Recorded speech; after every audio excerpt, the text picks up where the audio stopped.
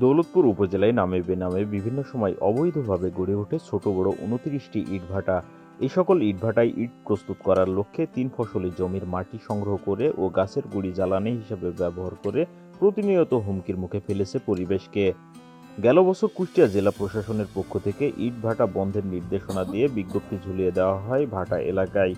তারই ধারাবাহিকতায় এবছর উপজেলার বেশিরভাগ ভাটা মালিকরা ইট পোড়ানোর কার্যক্রম বন্ধ রাখার সিদ্ধান্ত নিয়েছেন।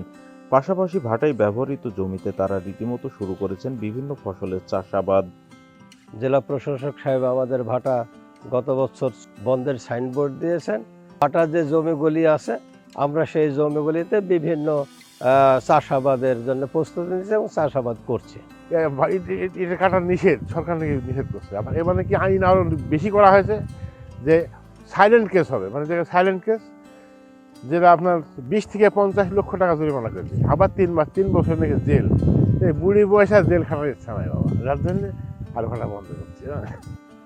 এ সকল বিষয়ে ভাটা সংশ্লিষ্ট কর্মচারীরা বলছেন, মালিকপক্ষ সিদ্ধান্ত নিয়েছেন অবৈধভাবে ভাটা পরিচালনা করে পরিবেশ ও নিজের ক্ষতি করার চাইতে ভাটার জন্য ব্যবহৃত জমিতে ফসল উৎপাদন করা অনেক ভালো।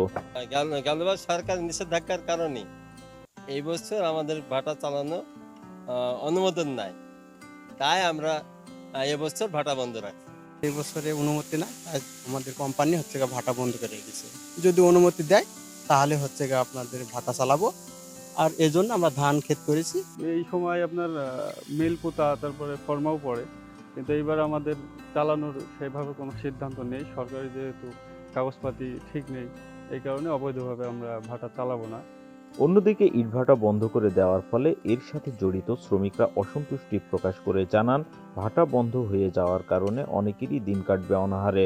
এখন মনে করেন যে হঠাৎ করে যদি ভাটা বন্ধ হয়ে যায় তাহলে তো আমাদের একটা আর্থিক দিক থেকে খুব সমস্যা হবে, আমরা খাওয়া দাওয়ার সমস্যা হবে। তো একটা ভাটাতে 250-300 জনের ফ্যামিলি চলে, আর এই ভাটা যদি না চলে মনে করেন যে 250-300 লোকের বেকারত্ব হয়ে যাবে। তবে এই উপজেলাতে কয়েকজন ভাটা মালিক সরকারি সকল নিষেধাজ্ঞা অমান্য করে ও প্রশাসনের চোখ ফাঁকি দিয়ে ইটভাটা চালানোর লক্ষ্যে এরই মধ্যে সেরে ফেলেছে সকল প্রস্তুতি। কিন্তু উপজেলা প্রশাসন সাফ জানিয়ে দিয়েছেন, সরকারি নির্দেশনার বাইরে যেয়ে ইটভাটা পরিচালনা করার কোনো উপায় নেই। যদি তার ব্যত্যয় ঘটে সরকারি বিধি অনুযায়ী নেওয়া হবে সকল ধরনের ব্যবস্থা।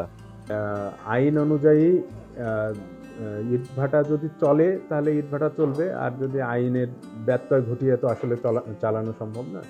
আইনের ব্যত্যয় ঘটালে সেক্ষেত্রে আমরা আইনগতভাবে পদক্ষেপ নেব। এদিকে সচেতন মহলের দাবি, অপরিকল্পিতভাবে ইটভাটা পরিচালনা করলে পরিবেশ ও মানুষের একই সাথে যে ক্ষতি হয় তা অপূরণীয়। তাই পরিবেশ ও জীববৈচিত্র্য রক্ষায় অবৈধভাবে গড়ে ওঠা সকল ইটভাটার লাগাম টেনে ধরতে পারলেই পরিবেশ ফিরে পাবে তার স্থিতিশীলতা। রাকিব আলী, দৌলতপুর, কুষ্টিয়া।